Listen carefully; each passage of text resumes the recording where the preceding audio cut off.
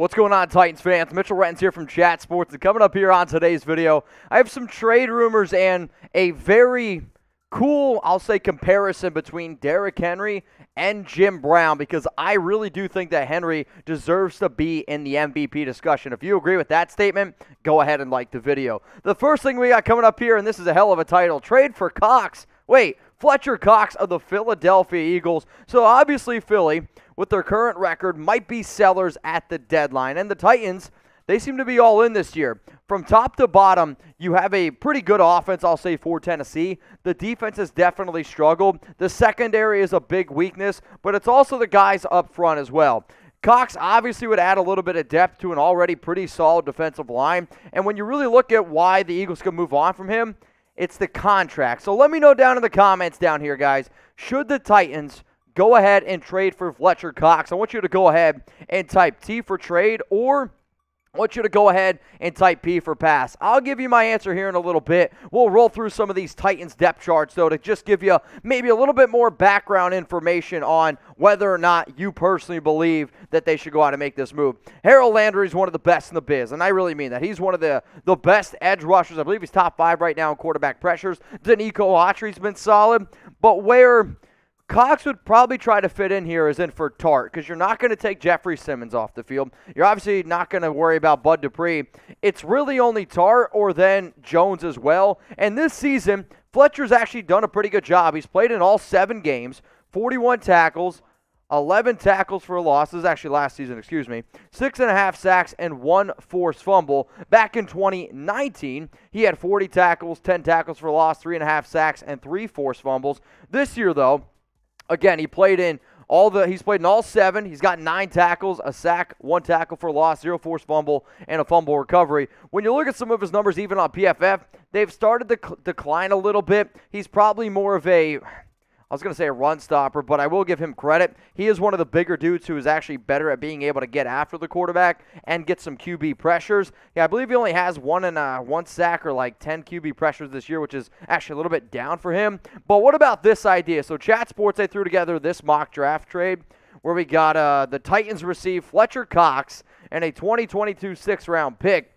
The Eagles get a 4th-round pick and a 2023 6th-round pick. So be honest with me, y'all. Who do you think ends up winning this deal? I want you to go ahead and type Titans, or TEN for the Titans, or PHI for the Philadelphia Eagles. And the other thing that you really have to consider when trading for Fletcher is the contract, because that's what gets kind of interesting here. So he's actually in like the 5th year of his deal, but because Philadelphia was in cap hell for so many years, they had to do a lot of voids on his contract and push it back. So actually, you're looking at some of his figures. He's going to make $12.7 million next year, and then it goes all the way up to $26.2 million the year after that. And then, because Philadelphia pushed his contract back, you're looking at from years 2024, 2025, and 2026, an extra $14 million.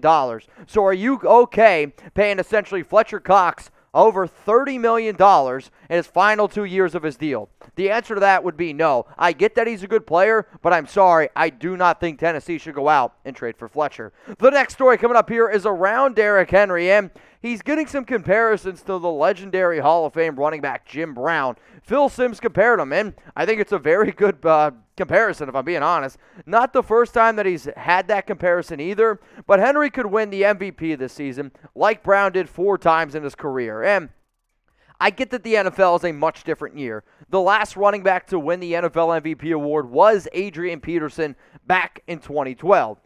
But I said this on Chat Sports programming probably a few days ago.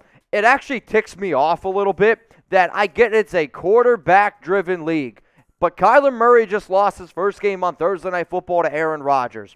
And the fact that Henry's not really being brought up in the MVP discussion, I believe is a slap in the face to him. Because this dude has got 191 carries, 869 yards, and 10 touchdowns. The comparison there is no other running back in the NFL has more than 600 rushing yards. Only one other running back, his name is, who's the backup running back on the Arizona Cardinals? He was from Pittsburgh. Who? James Conner, thank you, Jeremy. James Conner's got 8 touchdowns, and he's got an extra game on Derrick. When you really talk about MVP, it means most valuable player. Somebody please tell me that Derrick Henry's not the most valuable player to his team. I'll wait. But when you look at some of Jim Brown's accomplishments, won 4 MVPs. 1 MVP his rookie season, a championship in 1964, 9 Pro Bowls in 9 years. That's pretty damn good. And an NFL Hall of Famer. And 2 years with 17 touchdowns. Derrick Henry is on pace right now to have 3 straight years over 2,000 yards. I don't remember what the exact numbers were, but there was a small point in the season, I believe it was before this past game, where this man was on pace for 28 rushing touchdowns, 465 carries, and over 2,300 rushing yards, and on top of 400 receiving yards. At the end of the day, you need to compare what Henry is doing compared to all other running backs. That is more impressive than what Kyler Murray, Tom Brady, whatever the quarterbacks are doing compared to the other QBs. Derrick Henry deserves to be the number 1 frontrunner right now for the MVP. So, what do you guys think? Why for yes and for no? Should Henry win the MVP this season? If he keeps up this pace, and if the Titans win their division, and if the Titans go ahead and become a high seed in the playoffs, I'm going to go ahead and say why for yes, because I really think that's how dominant he's been this year. Let's continue to look at some Jim Brown stats. Shout out to our stat department. Jim Brown in, 14 games, 291 carries, oh my goodness, 1,863 yards. He averaged 6.4 yards per carry and 12 touchdowns. Last season for Henry, in 16 games, 378 carries, 2,027 yards, 5.4, 17 touchdowns.